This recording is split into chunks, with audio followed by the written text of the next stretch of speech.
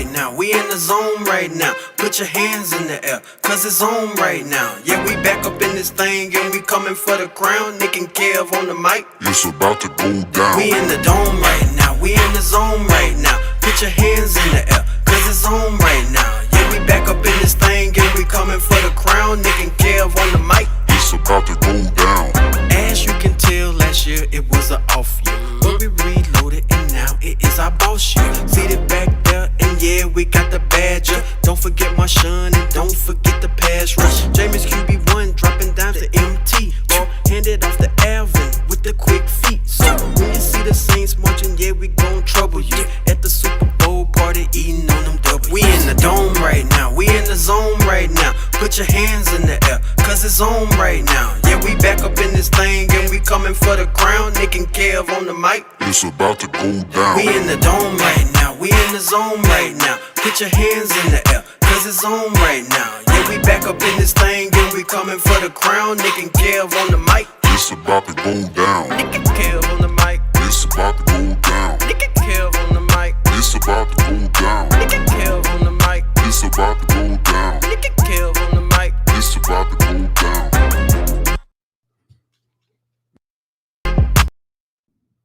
Man, the intro, the song, Got to change it. wasn't ready for that. I like the song, I like the video, but yeah, we got to start over with all that. What's up, everybody? Another episode of the NewOrleans.Football podcast coming to you live from the Better Call Botto podcast studio, presented by DWC, Dat Wrap Company. Obviously, we got a really big show for you guys. CJ Gardner-Johnson got traded this morning. Saints set their 53-man roster. So we're going to go through all that, break it all down, and try to make sense of a pretty crazy day, long day, marathon day. A lot of stuff going on. So we're going to get into all that. But first, Kev, what's going on with you? Oh, man. Never a dull moment. Never a dull moment. But I got a new plant. That's the NFL, though. That's the NFL. Yeah, I got a plant behind me. That's new. That's all I got. A new plant. Saints are going to have a new slot cornerback. There's a lot of stuff. So much to get into, man. Yeah. So much to get into.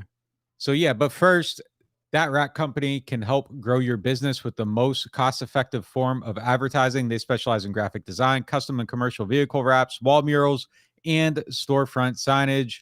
Whether you're wanting to give your car a fresh new look or want to transform the face of your business, DWC, Dat Wrap Company, can help get you noticed. Call them today at 985-237-4781.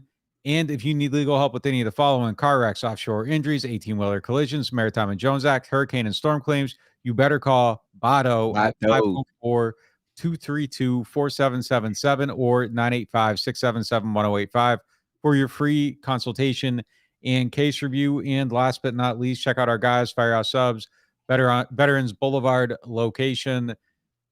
They got better subs than they got in Philadelphia. So that's one for New Orleans, at least. That's the only place to he's gonna miss those subs. Where you want to start at, man? Oh, CJ, man, let's start with Ian Book. Want to start with Ian Book? Nah, we got to start with CJ for that. All right, man. So, DA hit me up. He was like, "Yo, need a slot." I was like, "Yo, I'm ready." Please don't start with this. You can't start with that. No, man. What's going on with this move? Why did they do it? Why now? Just what's going on, man? Just the open floor, man. You got to take this and run with it. I can't even throw you no lob. It's like Mike, I'm just gonna give you the ball, spread the floor, and tell you to hit a shot on Brian Russell. So Look, so what you got? I think the place that I would start is that look, I mean, there's nothing here to say beyond their actions, really. Like, if you just really boil down their actions, you take every emotional element out of it. Anything else here is just a reaction or being blinded by emotion or whatever else. Like, wherever you fall on it, you can like it, you cannot like it. But their actions told us a team that thinks it can win a Super Bowl. They think they can win a Super Bowl. Every action they've had this year before this tells us that. Every word out of their mouth tells us that they believe they are contenders this year. They did everything they could to build a contender. That team took one of its better players on defense and traded him for a 5th-round pick. And then the head coach said, when asked about it, that he did what he thought was best for the football team, that they did what they thought was best for the football team. So that action right there what does that tell you? It tells you that they felt like, look, and you can agree with this or not agree with it. I'm not offering an opinion on this statement. Their actions told us that they felt they needed to get him somewhere else. And that's where this is at right now. They know the value of a 5th round pick. What was Jordan Jackson? Was he a 5th round pick or a 6th round pick? It's the same thing. Whatever. Him and the linebacker, just switch him, right? Yeah. 6th round pick. They cut that player today. Like, they know the value of what they got back. The value of what they got back wasn't about the compensation. They felt they needed to move on. And you know, I think things just kind of got really hot during this contract situation. And I think it just reached a place where it wasn't going to come back. And, you know, it just kind of is what it is at this point. And, you know, he wanted his contract. They didn't want to pay him what he was seeking. And I think that just led to, you know, that process led to hurt feelings that, you know, I think probably on both sides. I think both sides were probably irritated with one another. So Nick, he withheld his services at practice when that ended. You know, we aren't like supposed to say what people say on the field during practice. So this one kind of like went under the radar, but there's a story on NewOrleans.com that details it. Like he had a situation where he had like a little injury his first day back after that. And then like he started like yelling about like, hey, like this is what y'all wanted, right? My value's going down, that you wanted me to, you know. So I just think that it just that incident to me, like watching it at that practice, that to me just showed that there was like a distrust on both sides at a certain point.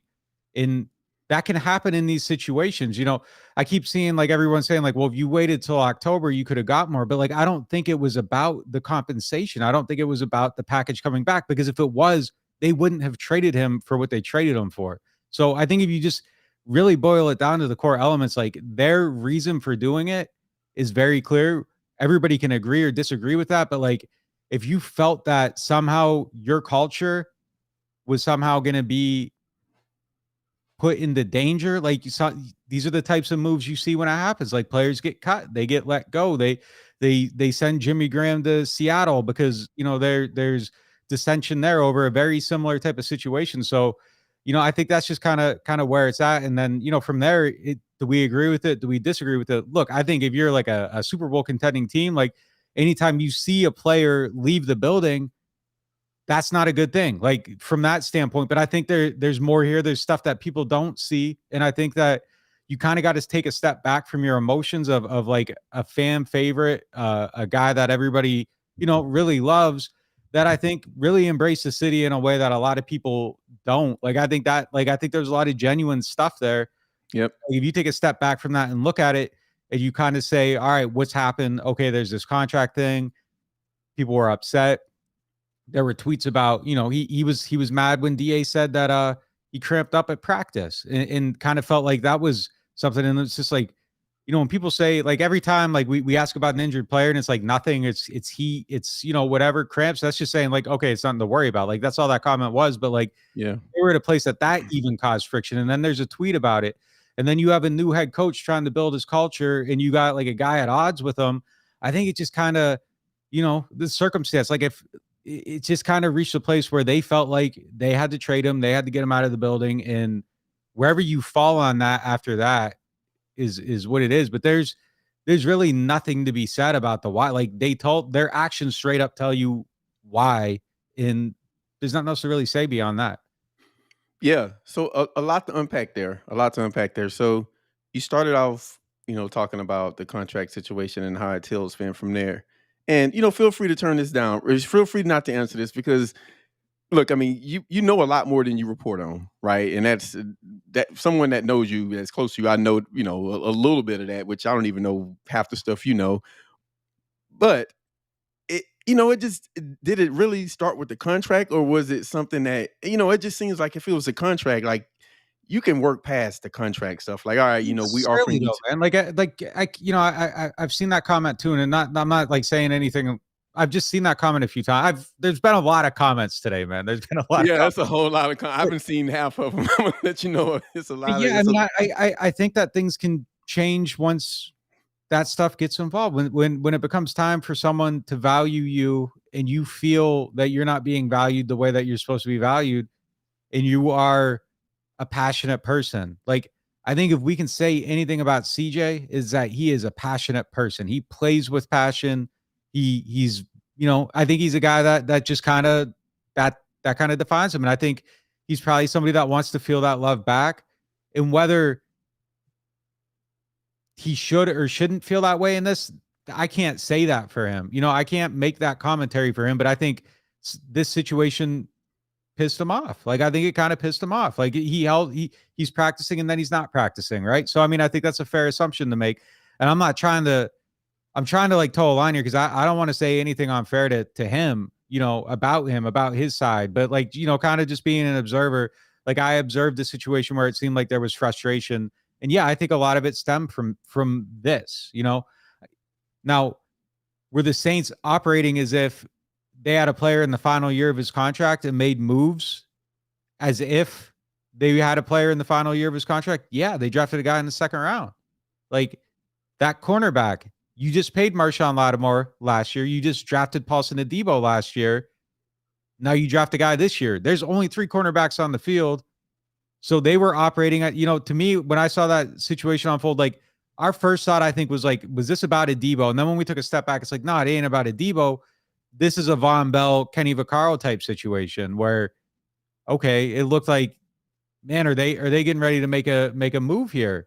And it kind of seems like they were. Maybe overall they were going to build their depth, find places for everybody, move guys around, but kind of observing it from a distance without anyone, nobody has told me, I'm not sitting on Mickey Loomis's couch and he's breaking down these moves for me. Like, so we're just kind of looking at it, trying to read it, put it together. And, that's just kind of how it looked. It looked like Loomis did hit me up and say, hey, Kevin, we don't re-sign safeties. Von Bell, Vaccaro, Marcus Williams, Gardner-Johnson.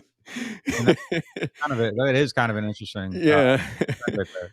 Yeah. I mean, okay. All right. So compensation, a emotional, fiery guy. He pissed the team off. The team pissed him off in the relationship tailspin. And in essence, it looks like the Saints said, look, it's more important for us to move past this situation than to try to, I don't even know if maximize value is the right term, because they got a 5th round pick. It had nothing to do. Like, but if they could have got more, they would have, though. Like, if someone would offer you a 3rd, you taking that 3rd. So if there was a higher pick out there, then the Saints would have traded them to a team. The problem with the situation is you have a player who's unhappy. The whole world knows he's unhappy. You try to trade him. You usually aren't getting a lot for that player, especially, a guy in the final year of his contract that wants a new deal. Like, all these things undermine that value a little bit. So but there's so many teams in the NFL that don't have a slot corner that would trade a 5th, 4th slot corner, even if it's for 1 year. Like, just from my perspective, and I'm just speculating, right? And sometimes as podcast hosts, that's what we do. Those teams that are trading their player are doing so from a more of a position of power. If you have a situation with a guy that's clearly upset and that team starts shopping him, that's a fire sale. Right. And if I'm taking a guy off them, they're trying to get a guy off their team. So exactly. Compensation package. Right. Exactly what you're saying. And so if I'm the Bills or some team who is on the Super Bowl cusp and I can trade a 5th for a good young safety, even if it's for 1 year, it just seems like, I guess my thing is like, I don't know. It just seems like it's more there. Like, if you're AG and you're in Detroit, right? You could trade a 5th. That's a higher pick for them. Like, it just, I don't know. Something's not adding up to me. And I've been thinking about it all day. And, like I said, this is speculative, but it just seems like, Philly, right? It's a team that the Saints may end up in the wild card contention with. They're in the same conference. It's just a lot going on with this trade and how it went down. And it's just like, they must have really wanted to come off this guy. I guess that's what I'm saying. It was like, yo, this needs to happen. We don't want him on a team when we're trying to practice and prepare for a game. Like, that's just the vibe I'm getting, because that's just what it looks like, right? Look, just for the record, like, I think they're a better team with CJ. I think that it's better if you can avoid this whole situation. I think that in a perfect world, you get more for a guy that's been so important to your team, but the circumstances are as such that they ended up in this place. Look, like 3 weeks ago, me and you were talking about the situation, like when it first happened, very first when it first happened, and Yep. I could pull up the text and show the screenshots of this.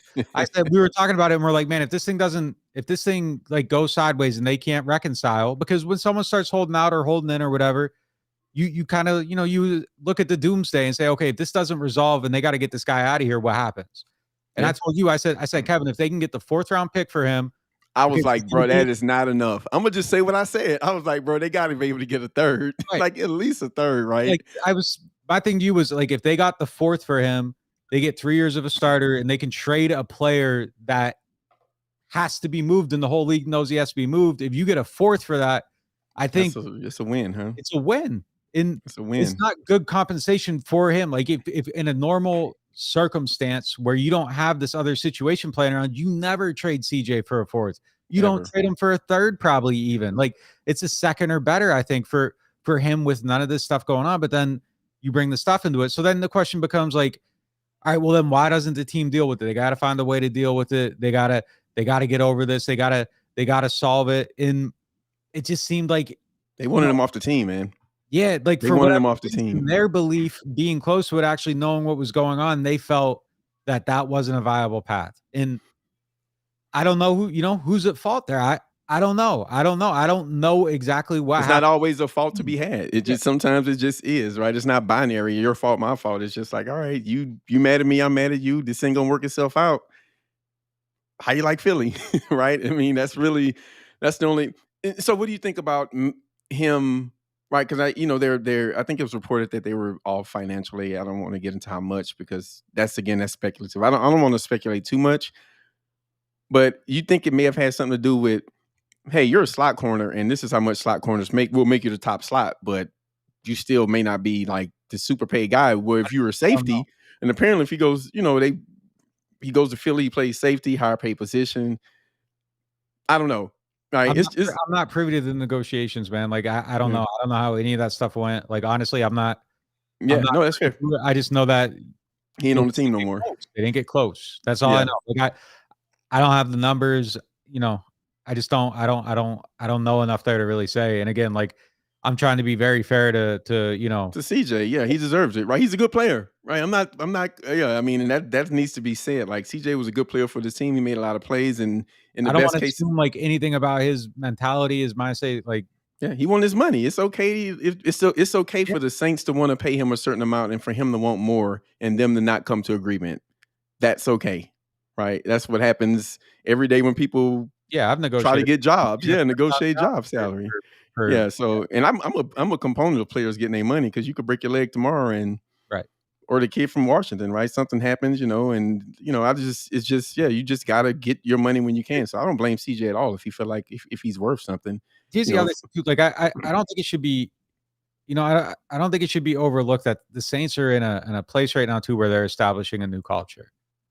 So that was the next. I kind of wanted to get into that. Actually, I'm glad you said this because it's two more points on this I want to get into. What does it? I mean, DA kind of came in and I'm not saying he's trying to make an example of somebody because I don't think that he would do that, but I think he is in control of this team. It's like, and to be a first year coach and coming behind Sean Payton, this, I don't want to say power play is the right term, but he put his foot down. He's kind of showing that he has authority and control over this team. And he's just, I'm pretty sure it's just not DA in a, just him isolated, but he's the head coach and he has to stand in front of it. So to me, that stood out. Yeah. Look, the other thing though, too, is like his comments, DA's comments were about like how he loved him and all that stuff too. Loved him as a player. You start with love, man. Your therapist tell you that all the time. Yeah. But like, I don't know. I don't want to like paint it as like a CJ versus DA thing either. Like I don't know if that's where it was at. I think it was like really about the contract, and then the contract kind of spiraled down, and then not personally CJ versus DA, but like, yo, this is my team. Well, yes. And this situation is not best for my team, and we can't win, or it's not an environment conducive to winning. So we got to get you up out of here. I don't want to make it sound like we're saying that DA put him out because I don't know that. Yeah. You know what I mean? But like at the same time, like I think organizationally they're establishing a new culture and everything too. And I think, there's just things. So when you gotta say get new over. culture, what do you mean? Like, The head coach is gone and the new coach is in, and is he in control or is he a substitute teacher? that's You know? exactly what I was saying. I was like, DA he's at the driver's seat. Yeah. He's in the driver's seat, and this is one of those moves. When this first happened, he started holding out, and then there was the thing that like stands out to me more than everything else, and like it maybe shouldn't, but maybe it should, was the tweet about the cramps, and it was just like, Mm. man, like why are you like I didn't understand that one, and that was when I kind of looked at it as like how's DA gonna handle this? And if I'm thinking that, other people are probably thinking that. People that are in that locker room, they're looking at it like, how's he gonna handle this? How's it gonna I was go? thinking the same thing. I was like, this is your first test. Yeah.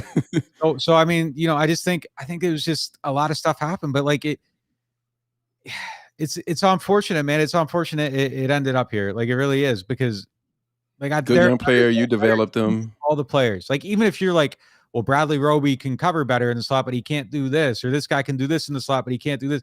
Like they're better with all these players on the team. And I think CJ was the starter because he's the most dynamic one out of that bunch. Now, I don't know. I think they'll be okay with the guys they have. Like, I think Roby covers really well. I think that Justin Evans gives you some stuff. I think PJ Williams gives you some stuff. I think So that's the question: who replaces him, right? If you say, I think it's Roby. Okay, Roby, No, and I think you said Roby was one of your top 5 players in camp this year. He was I awesome. think He was unbelievable in camp. DJ's somewhere on horrible internet listening to this right now. We did a vote of everybody. He voted Roby as the MVP at camp, and like I didn't even like look at him like he was like tripping. It was just like, yeah, all right, like he's been playing well. Yeah, he's in my top 5. He had that good of a camp. Is it week 1? I don't know. I think that depends on Adebo's situation. If he's able to play week 1, then I think that puts Roby in the slot. If he's not, that probably puts Roby on the outside and somebody else in the slot.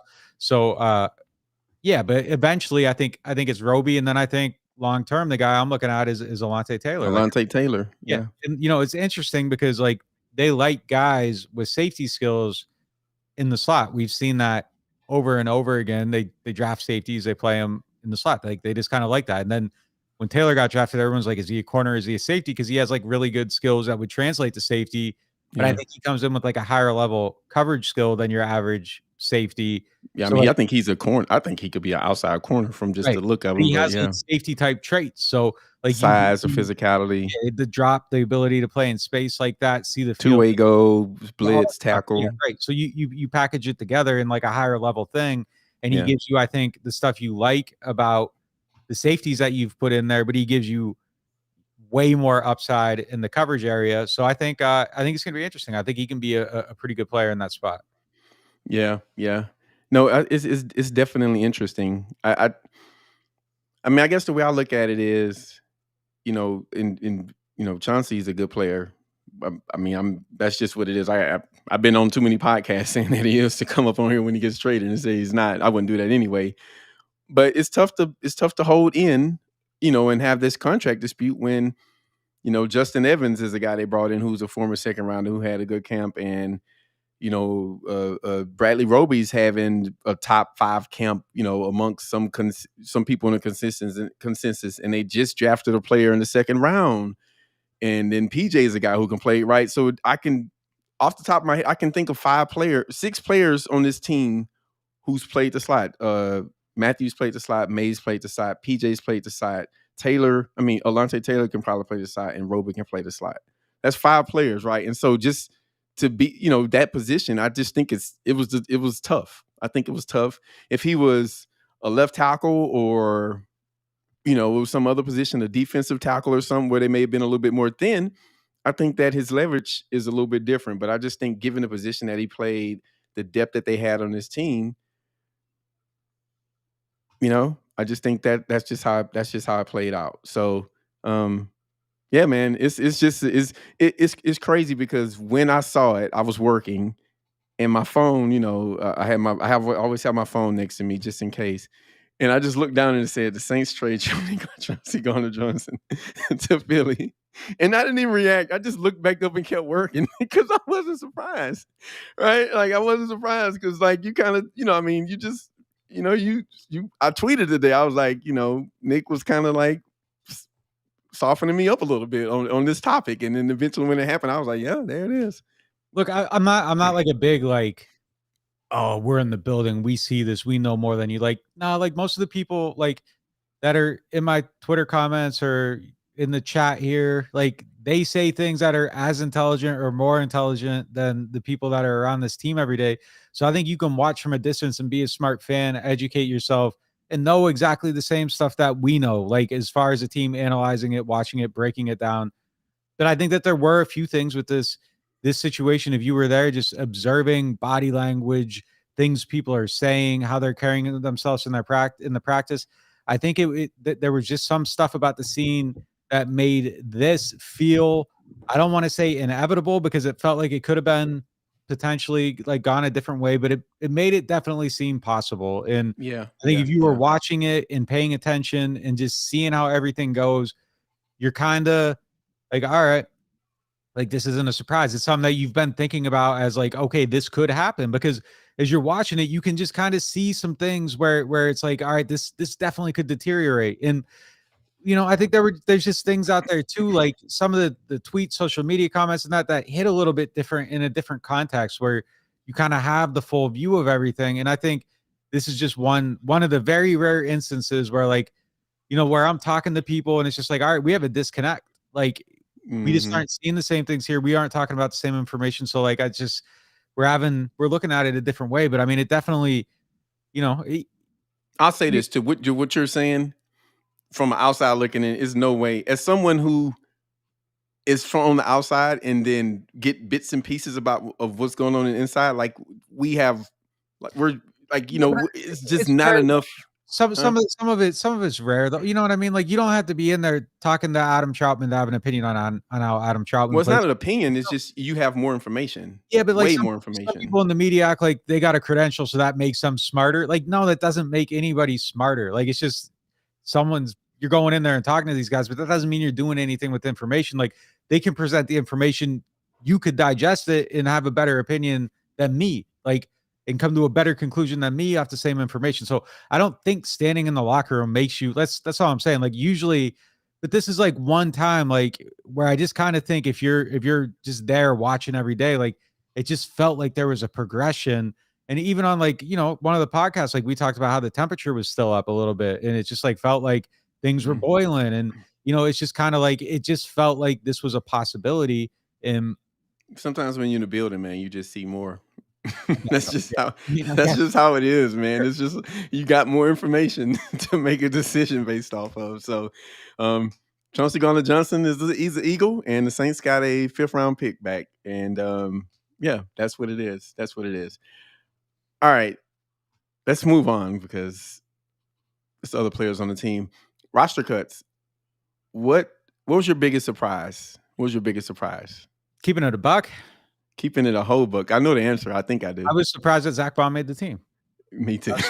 I had no idea how that happened. No, I guess he has a lot of value on special teams that when you're looking at somebody who's, I think this was a fault in analysis here.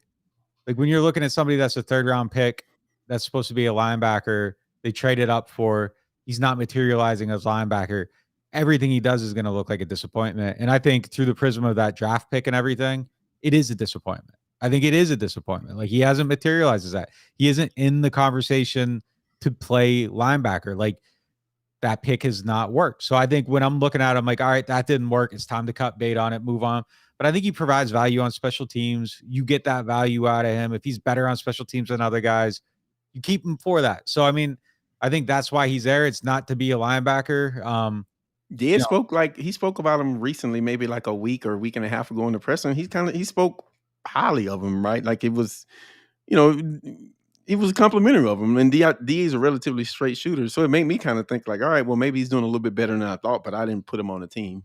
Yeah, I didn't have him on the team either. I was surprised he made it, honestly. But I think it's a special teams aspect. And, we'll see what you got to see. I got to sound like I was about to hold him to that pick again. Like, you got to be better than everybody else on special teams as a 3rd rounder. But, like, that's all you're going to do. You got to do something. But, like, if he's good at it and he has a role and you're looking at him and you're like, well, all right. Look, the other thing I'll say about them on special teams is that I do think independent of Bond, like that point of refocus, like when they started bringing in like Banjo and guys like that, like having guys that were 4 or 5 guys on the team specifically for special teams. Like Belichick, just this is what you do. Just Yeah, gunner. You're a gunner. they aren't even that far though, because like Bill's just like You're go a do gunner. drills for 2 hours a day over in a corner, and that's all they do. But the Saints aren't doing all that. But I mean, I You're think not a safety no more. having 3, 4, 5 spots on the team for guys that are just gonna really be core special teamers, I think that is important, and that makes you a better team. I think this too. I think he spoke about it. Man, I think it was today. Listen, that draft class, I think he was saying it when he was mentioning Ruiz. He was like, look, these guys, the end, maybe their last year in college, maybe, was COVID. And then their first couple of years, this is their first training camp. So they may just feel like he's a player that still can develop. Right. And, he hasn't shown it thus far. Like, we both agree that pick hasn't worked out nowhere near is what you would hope. But, Troutman is maybe getting the better this year, and Ruiz the same way. We'll chat a little bit about him later. But maybe they just feel like it's a player that can still develop given, some more NFL time, a regular training camp. I just think maybe that's a possibility that they think it's still a good player in there somewhere. Yeah. Yeah. I mean, know. look, I mean, I don't know. I keep seeing stories about like the extreme lack of like interior offensive line talent in the league, and at least the Saints got some guys. Like, I don't know. Like, I guess that's the silver lining here, is that they're not in a desperate situation right now. He's got to prove it though. Ruiz definitely has to prove it. Yeah, well, let's get on him, right? Because they spoke about him, and Da said he's taking a step forward, and Ruiz said he's thinking the same. And so, like, what do you think? You kind of seeing the same thing, and what does that mean for the team if this guy, becomes, from, I don't want to put him on a scale of 1 to 10, but if he gets 30% better or something, I don't know. Like, I think he's been okay during the preseason, and he's just kind of got to build on it at this point. I really got, like, I don't have anything to say about him until we see more. You know what I mean? Like, it's just offensive lineman. Like, what are you gonna do? We've talked about him so much forever. Like, I just got to see something at this point. Like, it's the hypotheticals are over. Like, it's over with that. Like, week 1's coming. It's here. Yeah, go show what you can do, and that's it. And then we'll talk about that when it happens. Like, the ifs, ands, and maybes, like that's over for him, man. It's over for Bond. It's over for Troutman. Like, all these guys from that class. Like, it's just, you got to go do it now. Like, you've had the right offseason, all that stuff. So it's just like, I need to see what you can do and what it's going to look like. Yeah. Eric Wilson, what's your thoughts? My guess is he'll be back. I think there's going to be probably three guys that go on IR tomorrow. Probably would be my guess. And I think some of those vets like Wilson, Nick Martin, some of those guys I think will probably be back. Nick Martin's interesting because, like, if they want to keep him, like I just mentioned, that like interior depth lack of throughout the league, like that one's interesting because if they want to keep him, like somebody could come after him and that has a need and maybe offer him more money or a better role or something. But oftentimes these guys that are vested veterans, so like people have a certain amount of service time, don't have to go through waivers, they don't get claimed, they can just kind of hang out like Tim Hightower did a few years ago.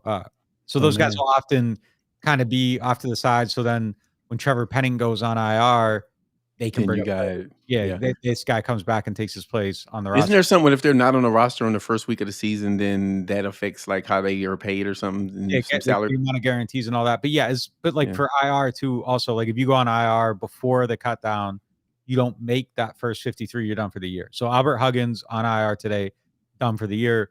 Tomorrow, Trevor Penning goes on IR. And then he comes back after 4 weeks. Not done for the year. Yeah, I think it's 4. Yeah, it's 4 weeks now. I think it's 4 weeks now. Yeah, it used to be 6 or something. Or I think it's 4. 3 last year. They added a week to it this year, so I think it's 4 weeks now. Yeah, I think it was 3 before, and I think it's 4 now. Okay, they can come back. Yeah, so he'll go on IR, and then when he can come back, when he's healthy, late October, November, he'll be back. Okay. Yeah, that's something to keep an eye on. But yeah, just when I come for the season. To my Penning? Yeah.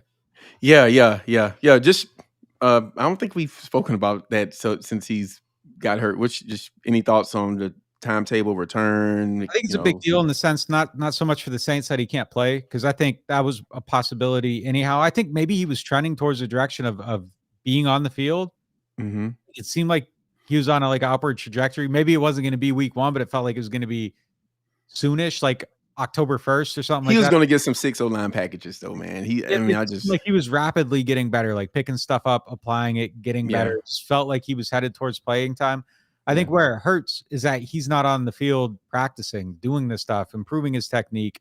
And I think that just sets back that development a little bit. So I think the biggest thing is like the behind the scenes, not even necessarily playing at all this year. Like I think they'd be fine if he didn't play at all this year. I think James Hurst is a fine player. I think he would have held it down. Penning's obviously got significantly more upside, but like they could get by and be okay in that situation. But Penning just losing that time, I think it just sets him back. I think it sucks. Yeah, I think it sucks. It up. He'll make up for that lost time and everything, but like it's a little bit further down the road than yeah.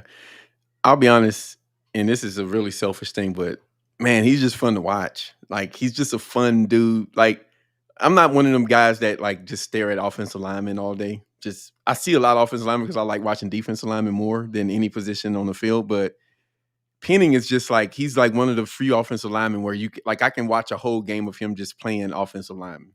And selfishly, it just sucks because he's a fun player to watch. Like even if he wasn't starting, I could see a scenario where he's in on some 6 O-line packages, and they're just running right behind him, and they're just blowing holes through defensive lines. So yeah, that sucks. But the good news is that it's not season ending. I think it was reported maybe it would be up to 6 weeks, but we'll see what turns out there.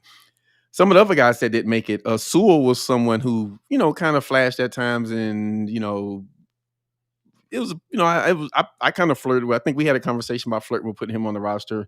I'm just gonna go through a few of the guys who didn't make it. Just so I actually ended up leaving. Well, I had Sewell on my 53 for like 12 minutes, and then I changed it and put Daniel Sorensen on there. I'll tell you why I did it. Someone texted me and they're like, "Hey, like I heard Sorensen bought like a $1.3 million house," and like I was on the fence between those two. And I was like, all right, I got to put Sorensen on there because he knows something. He got that bag. Yeah. He gonna get that bag. He knows he's gonna be around, so I'm gonna put him on the unemployed people don't buy $1 million homes. Yeah. Who told me that, man? Like I remember getting the text and I was like, oh, I got to go change to 53 right now. So is that like beat writer insider trading? Like how does that work? That's sources, man. That's the game. What's your record this year? Your 43 man. I missed. Well, we'll see because. Oh yeah, I wrote it too that like I was predicting it as if that after the fact. So I think I definitely missed CJ. Yeah, you get a pass on CJ. You get a pass on CJ. And I initially had Derek Kelly on, and then I changed it to Lewis Kidd. So that's a loss there. I'm going to take a loss there. So I definitely missed 2. I missed Eric Wilson. I don't know. I missed like 3 or 4. Okay. I don't know. It was pretty good. It was pretty solid though. But it's pretty straightforward. But like I think some of these are going to shake back. I definitely missed Bond. I didn't have Bond on the team. If you would have had Bond, if you would have got that right, then would have been. Yeah, that's like one you probably. That's fair. Look, I'll say this: I got it right on the radio this morning though. Like when I did T-Bob's show this morning, they're like, "What's the one surprise on the 53? What's the surprise cut going to be?" I was like, "I don't think he's going to be a cut, but I think Zach Bond's actually going to make the team." So I'll take like a 0.25 on that. All right. Yeah, with the asterisk beside it. Asterisk beside it. Kirk Merritt, fan favorite. Local guy, flashed a little bit during preseason. I think the first or second game, he had an opportunity to kind of make a few plays that didn't make him. So, yeah, he didn't make the team. Your thoughts on it? Think he's a practice squad guy, or is just a numbers game? Another season he makes it. What's your thoughts on him? I'm reluctant to have these conversations because I don't want to sound like I'm saying anything bad about anybody. Like I didn't think he was going to make the team. I just like there was never a moment where I thought he was going to make the team. It's not bad. It's just analyzing his football play. Yeah, right? I think he's a good player, practice squad type guy. I think you keep him on the practice squad, try to develop him. I just didn't see the place. Like, what do you like if you keep him on the team? What are you doing with him? What's his role on the team? That's the when thing. Does he get on the field? Right? Yeah, he's not better than any of the 6 that you took on the first roster, and. I think he's just, he's one of those guys that's solid. He had a solid camp. I think there's a lot of stuff that he's good at. I think you try to develop him, get him on the practice squad, see where it goes from there. But yeah, I never really felt that he was going to knock somebody off the team. I thought when he had his chance, the big moment, he had the couple drops, and I think it's just it kind of played out where it was. But even if he made those plays, I still don't think he's knocking somebody off the roster. Now, look, they could think completely differently. I think some of the stuff they did with him The was running back maybe a thing was little interesting. illustrative of them liking what he can do, trying to find more things he can do, giving him an opportunity to be more Like a varied type of contributor, yeah. weapon. So, like, he could end up on the roster at some point this season, and Yeah. I might be way off on this, but I just looking at it, I just never saw it where it was like, man, he's gonna take Traquan's place, he's gonna take Callaway's place. Is Hardy in trouble? Like, I never felt that way. Yeah. Well, they didn't either because he didn't make the team. So we'll see. We'll see what happens with the practice squad guys, and he may be one of those guys. He may not be. So I think he we'll will. see. I think he will. Yeah, and then Traquan is hurt. He got hurt. So I mean, we'll see what go. They may need to bring up a wide receiver 1 week or something. So I don't know. We'll see. These things always are Yeah, I mean, he's somebody I'm looking at that could potentially maybe not play for a little while at the beginning of the season. So yeah, we'll see. yeah. Okay. Let's just run through some quick ones. Taco Charlton. Just I thought he had some good moments in the preseason, but numbers game there. You think?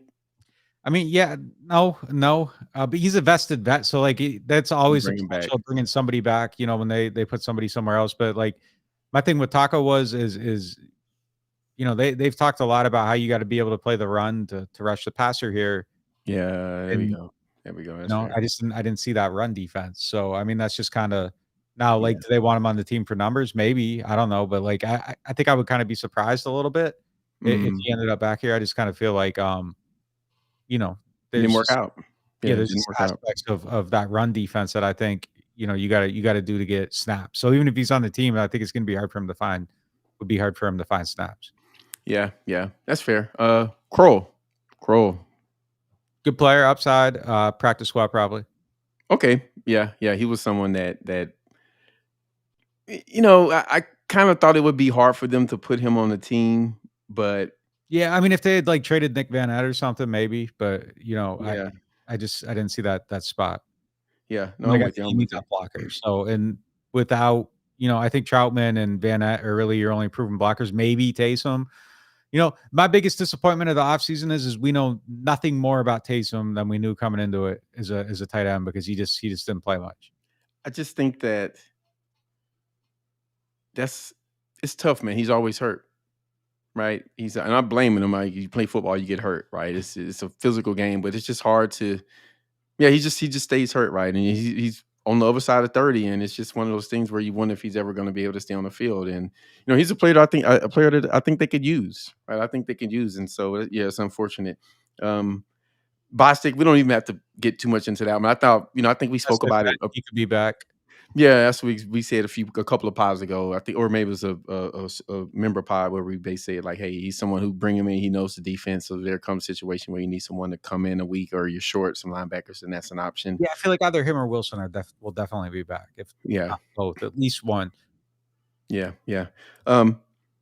Book didn't make it, which I don't think that surprised anyone. I thought he seemed like he struggled this preseason round. I was trying to think of a nicer way to say it, but I just don't think his play was really that good. And I think, it reflected with his roster cut. I don't know.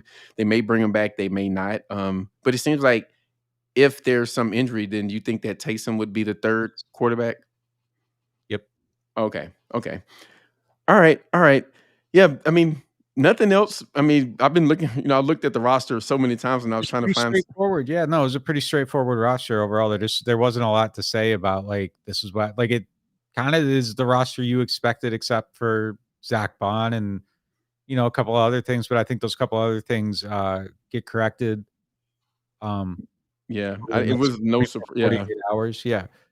The shock was CJ. CJ was the yeah, it's like dominated the day. Talking about it, we wrote 2 articles about it on the website. Like, that was kind of the that was kind of the thing. But yeah, as far as the rest of the moves, I mean, I just kind of feel like they had the roster that it's a good team. It's a good team. I will say this. As soon as the CD news broke, my guy had an article up. It's right there. News broke. Hit tweet. So if you're not subscribed to NewOrleans.Football, if you're in this pod and you're listening to us right now, it's quite a few of y'all in here. I've been looking at how many people in here. So if you're not subscribed, NewOrleans.Football /subscribe. Yeah, I'm not gonna lie. I got hit about that yesterday, Monday. Someone was like mentioned, and I was like, "No, that ain't ever gonna happen." And then like I ignored it, and then Wrote I the heard about article. it again this morning, and I was like, "All right, I gotta get ready." You gotta So read like this I got to article. start ready. Started hitting some people up, like, "Hey, like, what's the deal?" Got a little background, and Can you copyright the whole article before the breaking news tweet soon as it? well, I mean, look, it's just You check, bro. Get your bag. talk to Yeah, people get all your day bag. long, you hear things, you're prepared for things. You know what I mean? Yeah. Like that's Ain't nobody writing how many articles have you written that you had to not so not hit submit on? so the draft I had the Tyron one since the draft. There is one thing that I wrote on that I was convinced was going to happen that didn't happen. Was that the guy from this year, the guy that we watched?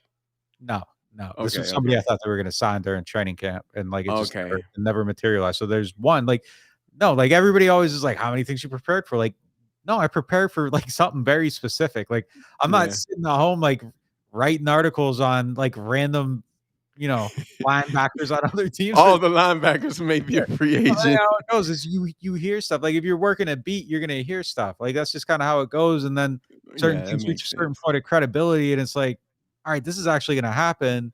Or if you buy $1 million home, you Yeah. know? Like, you'll be like, "This is actually gonna happen," and sometimes you don't get that final tip to be like, "Hey, it's done," but, like, you're ready for it when it is done, and then you can Yeah. confirm it quickly and let your story out.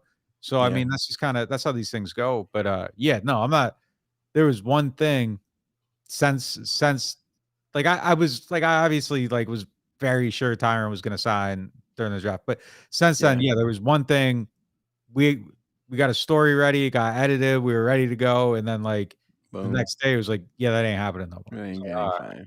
Yeah, yeah, yeah. Yeah, it happens, man. You win some, you lose some. So hopefully you win more than you lose.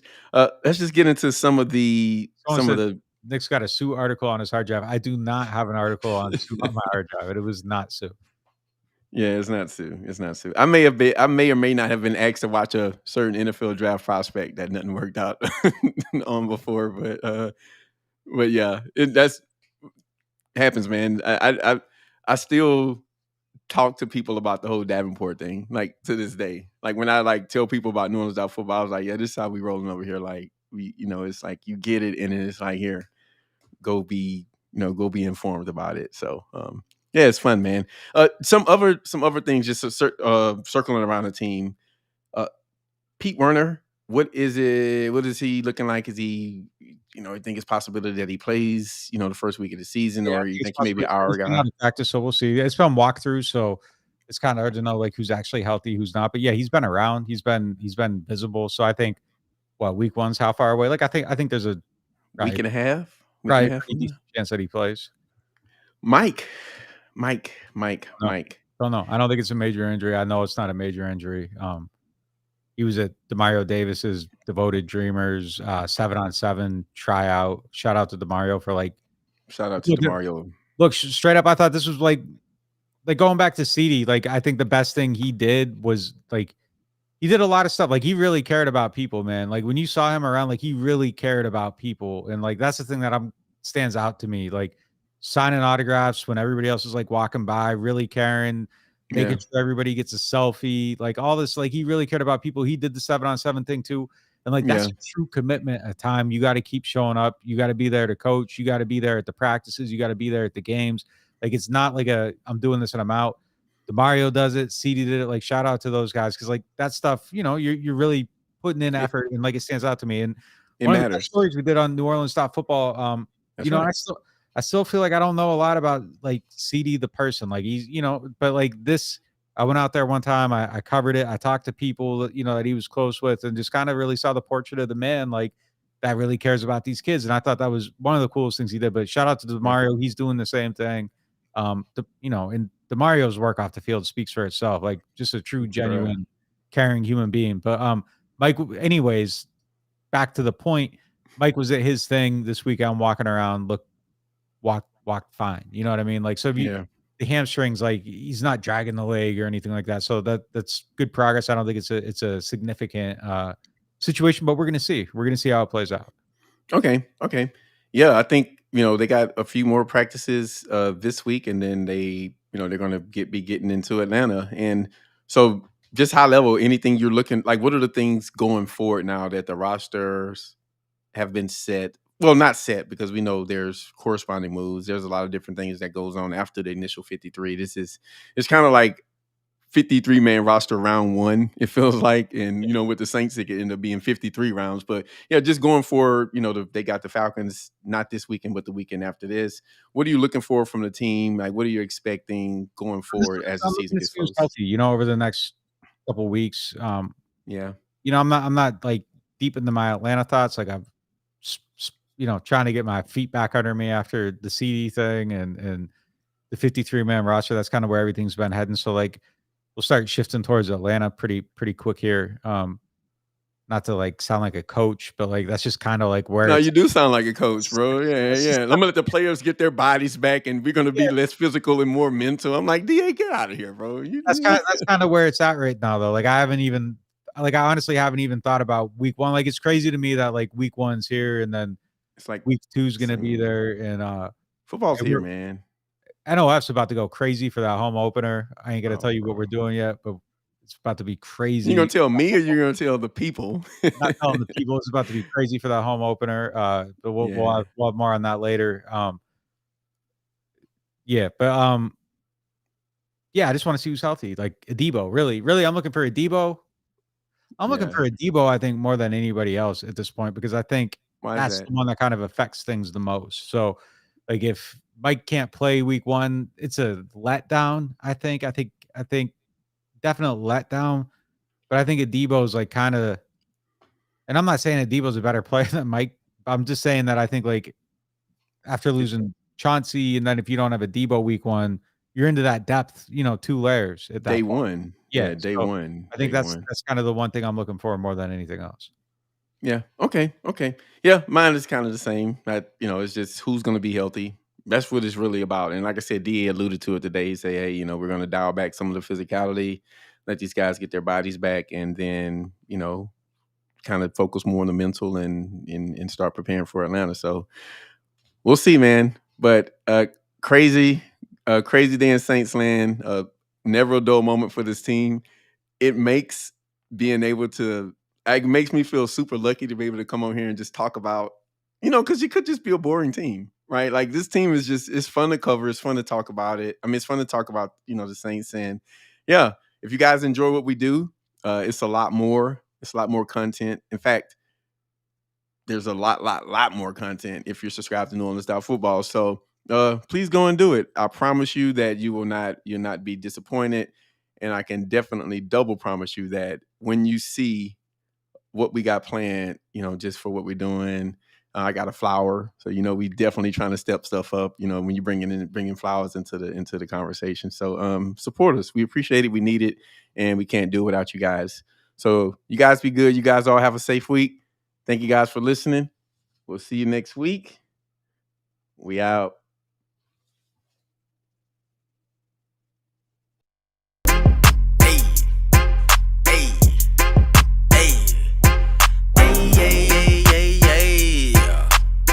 Nick and Kev, I got you.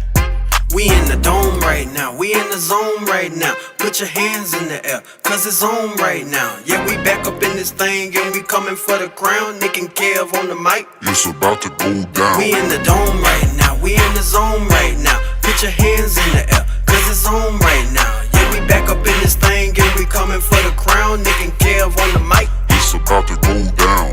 As you can tell, last year it was an off year, but we reloaded and now it is our boss year. Seated back there and yeah, we got the badger. Don't forget my shun and don't forget the pass rush. Jameis QB1 dropping down to MT, or handed off the Alvin with the quick feet. So when you see the Saints marching, yeah, we gon' trouble you at the Super Bowl party, eating on them double. We in the dome right now, we in the zone right now. Put your hands in the air, cause it's on right now. Yeah, we back up in this thing and we coming for the crown. Nick and Kev on the mic. It's about to go down. We in the dome right now, we in the zone right now. Put your hands in the air, cause it's on right now. Yeah, we back up in this thing and we coming for the crown. Nick and Kev on the mic. It's about to go down. Nick and Kev on the mic. It's about to go down.